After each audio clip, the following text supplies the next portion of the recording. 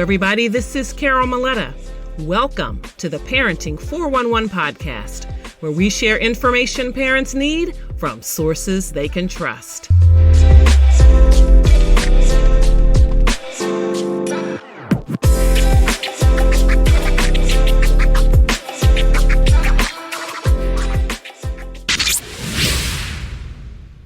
Today, I am thrilled to welcome Kelly Bell to the show. Kelly is a passionate daughter of God, a devoted wife, and a mother of 4. She brings nearly 2 decades of experience as an educator and is the founder of the Kelly Bell Consulting Company. As the host of the Pursue Her podcast and a kingdom strategist, Kelly empowers families and strengthens communities one step at a time. Her mission is to help wives transform their marriages, support mothers on their parenting journey, and equip women to walk in their God-given purpose. Kelly is known for her ability to blend kingdom principles with practical strategies, helping women live abundantly and raise faith-filled families. Today, we're going to dive into how mothers can weave their faith into the fabric of daily parenting, even in the midst of life's busyness and challenges. So welcome, Kelly. Thank you so much for joining me today. Thank you so much for the invitation. I'm looking forward to our conversation today. So let's start right at the top here. You have a full house. You have 4 kids, and I know you've got a busy schedule. And with those children at different ages and stages, there's a lot of transition. So how do you practically keep God at the center of your family's daily life, especially when things get really hectic? I will have to say, as far as daily, that is not all the way there yet, right? Ideally, right? Because that is where we will want to be. Like, I've gotten to that place for myself as a woman, like, okay, I'm spending time with him daily. I have these different parts in it, but then also trying to instill that into into my children. But we do have our practical type of routines, like some of our daily things, like we know in the morning, we're going to pray before we leave out the driveway.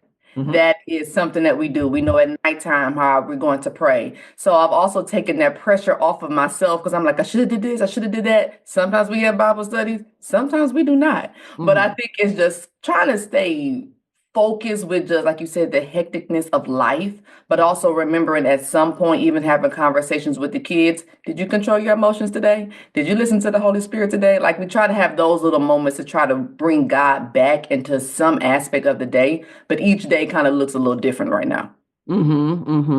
Yeah, that's definitely a good way to do it. And those are just little reminders about God and about your faith. When you make those little statements, ask those little questions. So what are some routines that you do have when you are able to follow that you do with your family?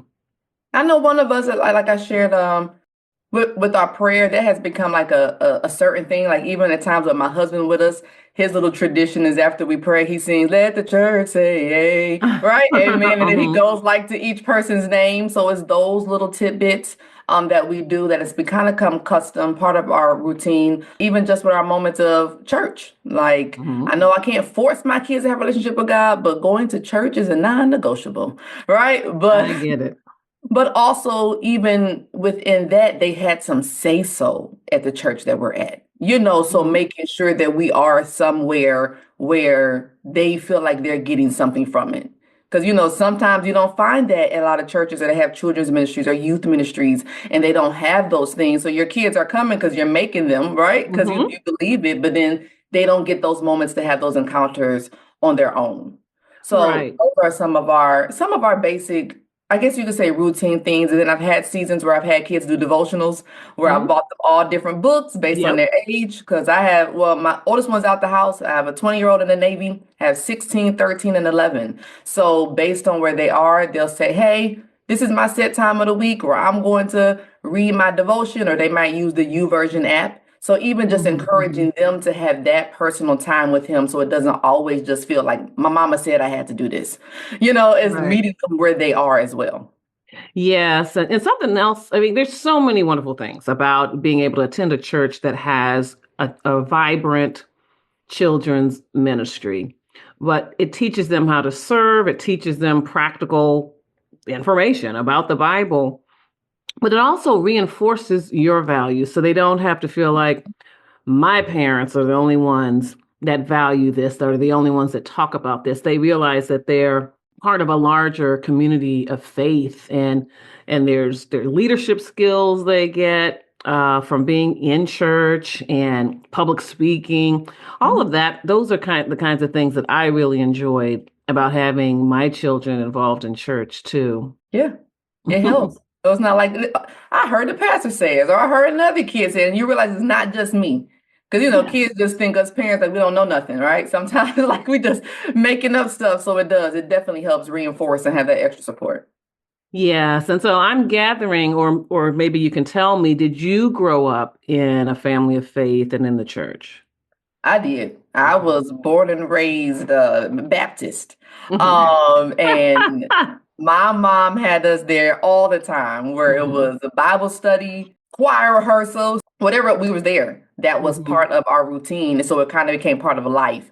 So I kind Mhm. of reenacted those things when I got older, but then also had to find a better balance. Mhm. Mhm. And that was pretty much my life as well. But we know that there are mothers out there that don't grow up with that strong faith Mhm. example. So, and they might realize now that there's maybe something a little missing. So, what kind of encouragement or first steps could you recommend for raising godly kids? So for someone who hasn't had that example, I think our very first is more so going back and realizing it's within our prayers that we can go to God. The first thing that God asks for us is like if you're hungry for him, if you're thirsty for him, he will fill you. So having Mhm. that desire within itself kind of alongs you just begin to pray in different aspects. Like, God, please send people my way.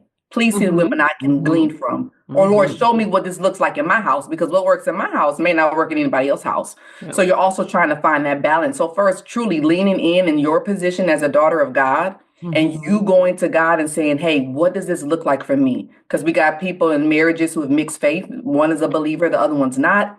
You want to Mhm. instill this in your children, but your husband's like, So it can get very tricky, but don't get discouraged. It's really baby steps, one thing at a time. There is not like, there's no set cookie cutter way of doing this, and Mhm. how it looks in your household, but really Mhm. leaning into that one-on-one time with God, talking to him, because he will literally give you instruction. He will give you direction of what this looks like, where to start, who to go to, maybe join a small group at another church to put yourself around that community. But Mhm. that is the first step that I would give to any parent who desires to raise their children in this way and haven't seen it. Right, right. And I like what you say about that because, if you take those small steps and you seek God, he'll take care of the rest. He'll say, I'll take care of your husband."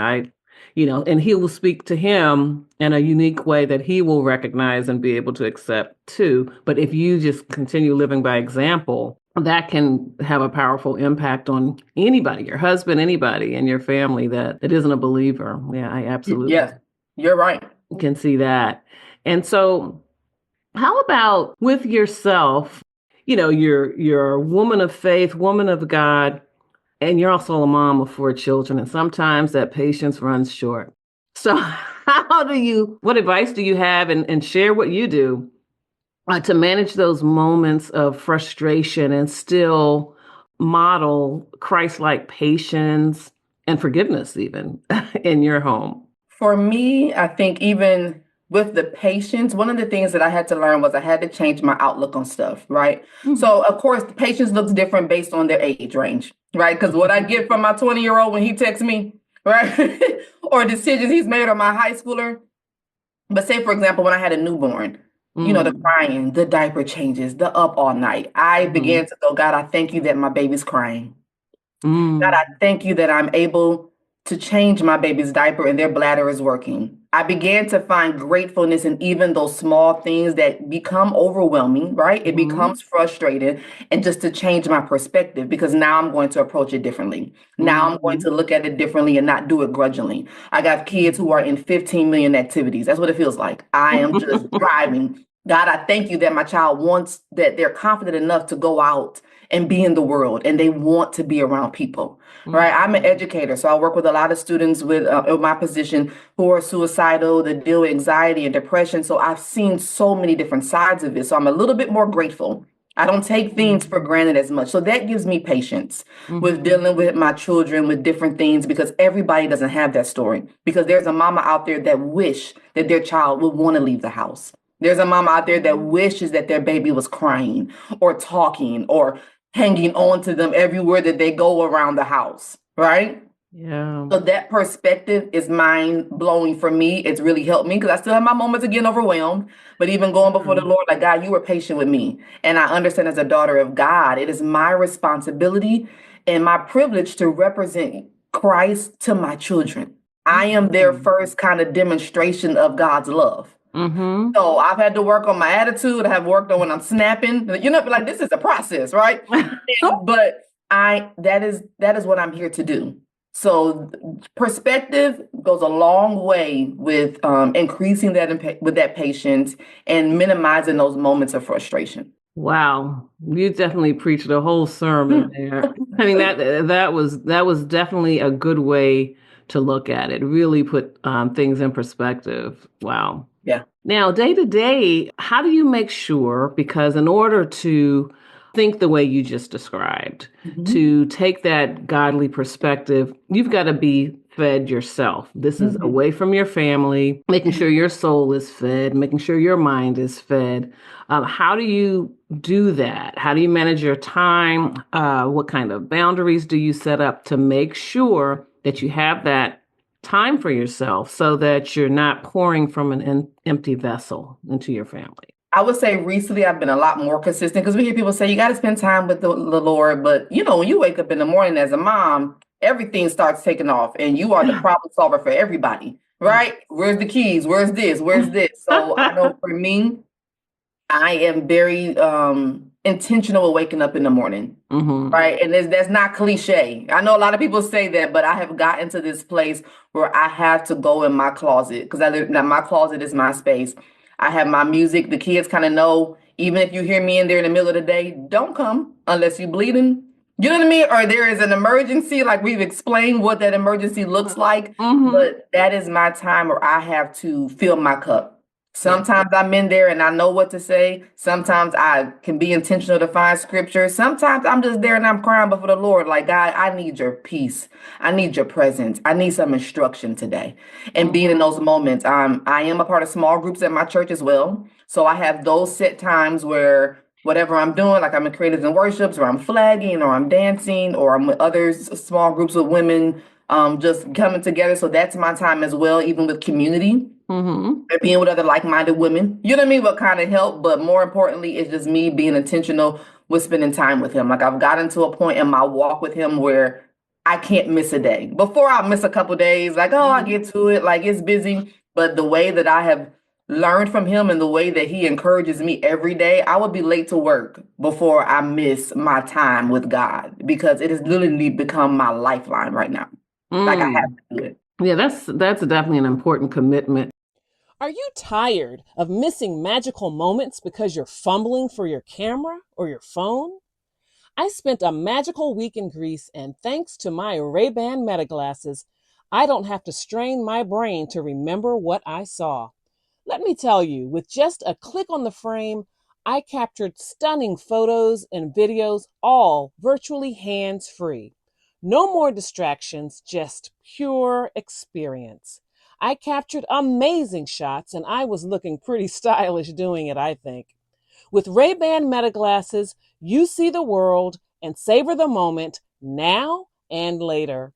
Click the link below to grab a pair of Ray-Ban Meta glasses and see for yourself. And you mentioned something else in there too about getting together or being in community with like-minded women of faith. How do you bring that into, do you have girlfriends or a women's ministry group at church? How do you do that to like pour into all of you together? I mean, believe it or not, I don't have a whole lot of close friends. I mean, honestly, because sometimes we look at it that way. But sometimes it's a matter of, like, for example, like I said, we have a small group. Like, one of the small groups I signed up for is like, it's called Mom's Night Out. Sometimes I can get to it once a month. There's been other ones where there's brunches. And there's like a prayer brunch once a month. and you can kind of get around, and then just a conversation that happens, and then relationships have formed even within there where I'm closer, with them, and we're able to go do different things. Like I'm part of our worship team, like I flag at my church. So even with those women, we just kind of got closer. So I've identified those certain people in my life as well. Like I have one close friend who she doesn't live near me, but that's the one where I know I can go to that's going to cover me in prayer. Okay. You know what I mean? Without a question, without a shadow of a doubt. I have other friends that serve different purposes, right? And understanding that distinction as well. I'm very fortunate to be very close with my family. So like my mom and my sister, we get up every morning and we pray together on the phone. That is very much, a part of my support system as well. But being okay to know that everybody's not a bestie. Does that make sense? But they also play a part in this journey that I'm on. And those seasons have changed with people in their relationships. So I had to make myself available and friendly enough, right, to develop these relationships and just say, okay, God, this is where I'm at. This is what I want. This is what you want from me. And let's walk in it. Yeah, and it's so important to embrace the space you're in, and then also, as you mentioned, the seasons. Like I hadn't even thought about motherhood unfolding in seasons like that until I actually experienced it. It definitely was not something I noticed as my mother was parenting us, that there were seasons to her motherhood. But yeah, and just the fact that some people are around for certain seasons and then you move on. So we talk about having faith and trusting in God. Sometimes that can be hard as we send our children out into the world, right? And so talk a little bit about that, about trusting in God with their future, and especially in today's unpredictable world. It's scary. And just in all honesty, as much as I have a close relationship with God, that is something that I have to be very intentional about. Very intentional with our children, protecting them at school. It's definitely different when they leave out the house. I didn't even realize like there was so much when my oldest one, he's like his second year in the Navy now, but when that first year came, I'm like, you are not in my bubble. I know. Like, oh my gosh, like nobody talks about that part, right? Like, it's coming. There's a part of you like, oh my God, you're getting older, you're making decisions, but it's like, what are you going to do? Do you know to do this? Do you know how to be safe? And then there's definitely different concerns as an African-American mother, you know what I mean? With my boys and they're driving and there's different things that we have to teaching them like, okay, so my go-to literally has been prayer. When I catch myself starting to worry, when I catch fear, like it really creeps up with me when it comes to my kids, I begin to take those points or those concerns and turn them into prayer.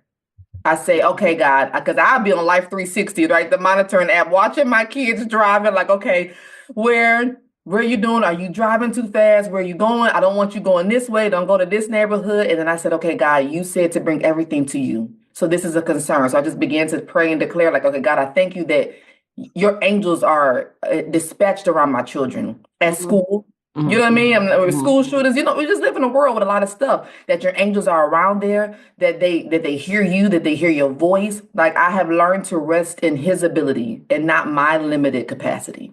Right. Because he's bigger. God is. I was going to say, he can do so much. He can do so much better than we can. When we try to just kind of let it go, like, okay, God, because me sitting here worrying or staying up at night or texting them or calling them, and we're still going to monitor, right? We're still parenting. We're still doing that part, but I can't allow it to be led by fear. Yeah. And, and I'm wondering if you felt this way, but I think it had to do with world events. But I started worrying about my children more when they became like probably 16. Yep. And I was like, I don't remember other moms or, of kids my age or like my brother's age. He's a little older than me, but I don't remember my mom being worried every time he left the house quite to the same extent. Like she might have been worried when he was driving, he might get a flat tire. But I don't think she was thinking he might get stopped by the police and that encounter might go bad.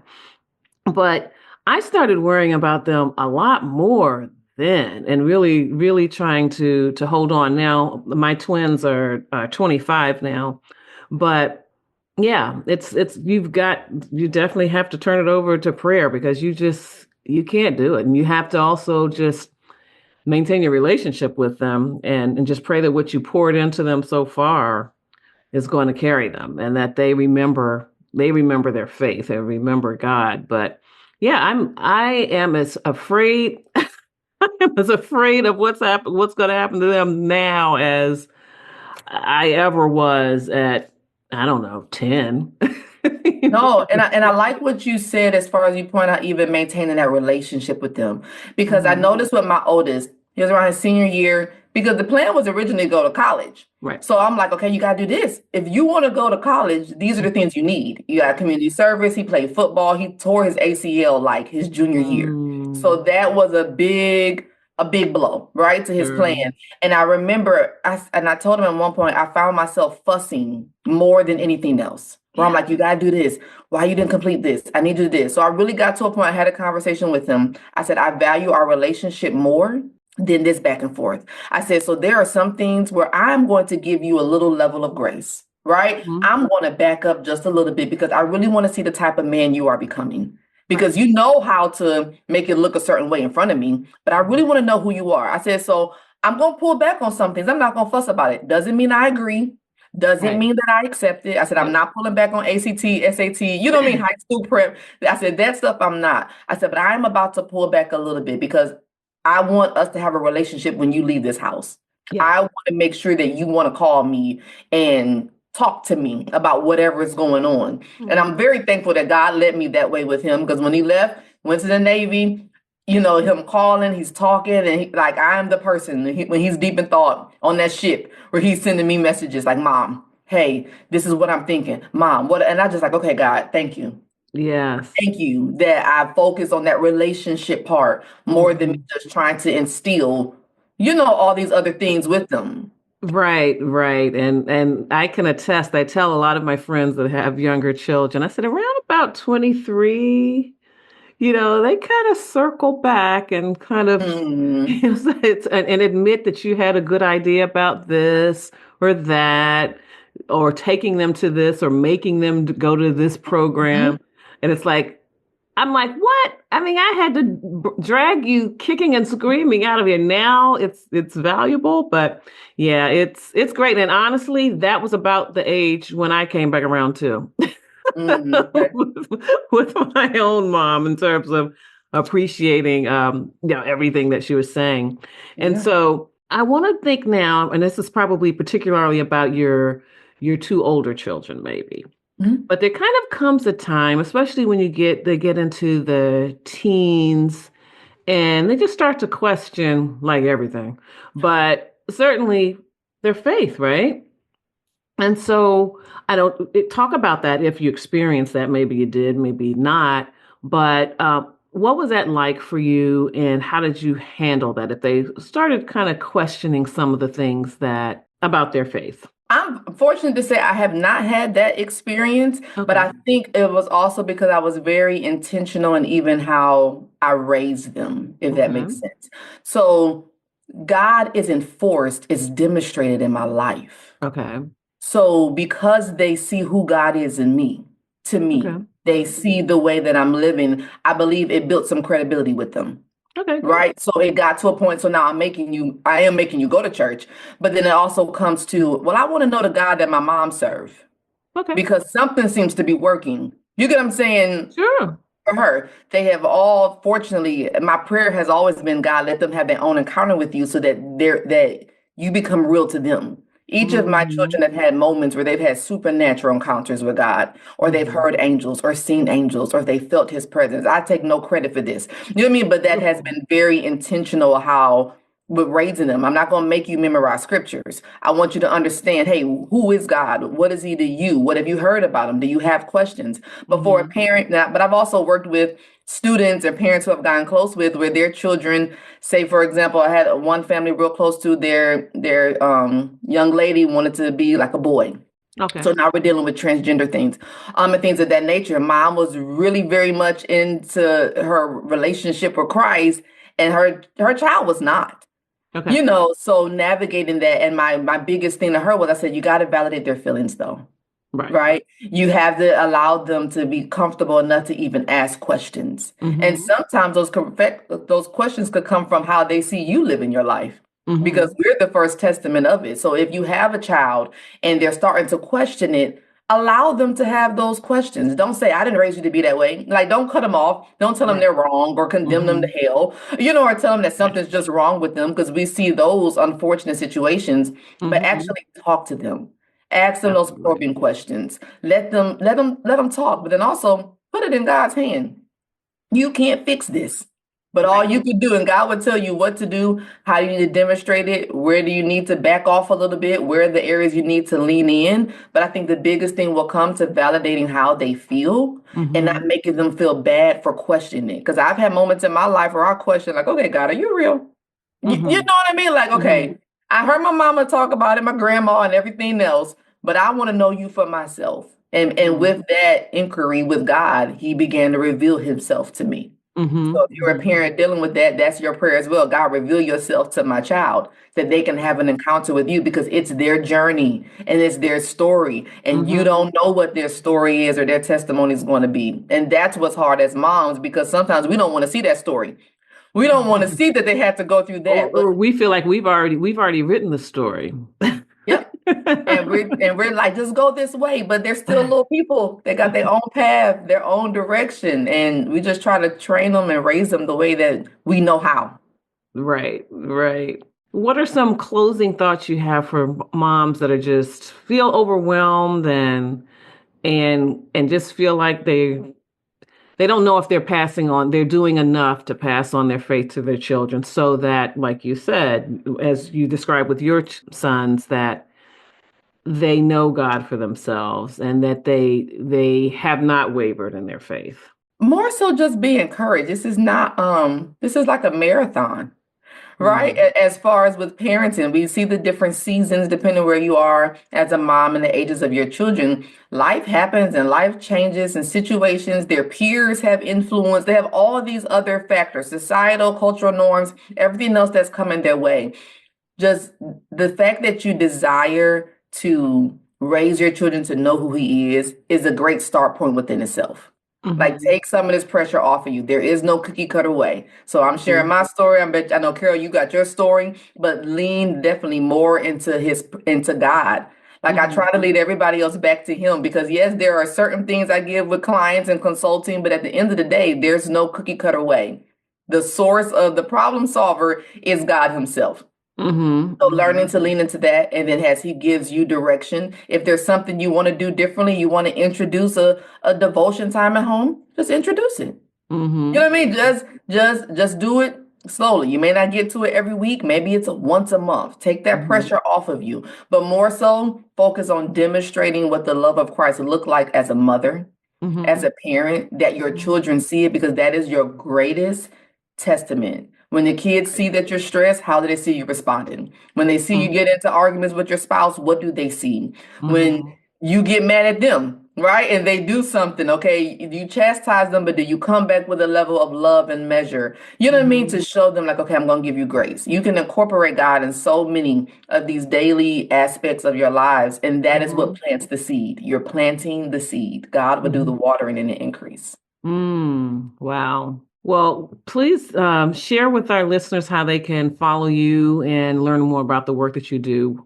Do you only work with moms or dads too, or how is it? Well, typically my target audience at times is just women, but there have been instances where I have worked with Okay. men and fathers and Mm-hmm. different things, however God sends them, because it's still the same type of strategies. I could just speak more directly as a woman, you know what I mean, Mm-hmm. to other Mm-hmm. women. But you can Mm-hmm. follow me on social media at Kelly, Kelley J Bell. That's also my website, kellyjbell.com, or pursue her podcast on streaming platforms and Kelly J Bell YouTube. So Kelly J Bell is the biggest thing, where you can find some of the resources, the books, online courses, and other curriculums. Awesome.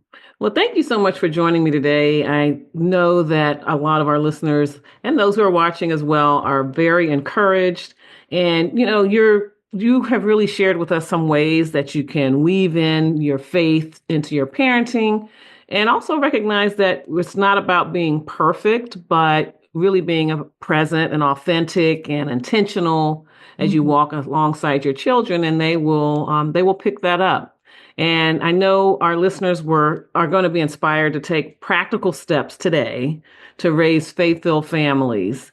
Now, here at the Parenting 411, we know it can be hard to keep the faith in the motherhood. It's great to have community. So I have formed the Parenting 411 community on Facebook to exchange ideas and encourage each other along the way. So head on over to facebook.com/groups/the Parenting 411 community, and you'll find friends there. And thank you so much for tuning in. And I can't wait to talk to you again soon. And in the meantime, I want you to remember that it's never too late to be the parent you want to be. Thanks again, and I'll talk to you soon. We bring you this episode for the purpose of information and entertainment only. It is not the intent or purpose of the Parenting 411 podcast or Carol Maletta to provide an exhaustive reference or guide on all aspects of parenting, childcare, and family life.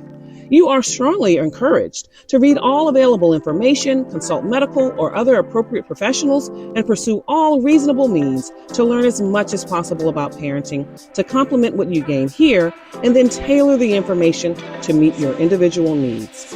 Yes, parenting is a serious matter, though it is not an exact science. The context and insights offered in this and every episode represent an account of knowledge and personal experiences of the host and any featured guests for the viewers' and listeners' information and consideration.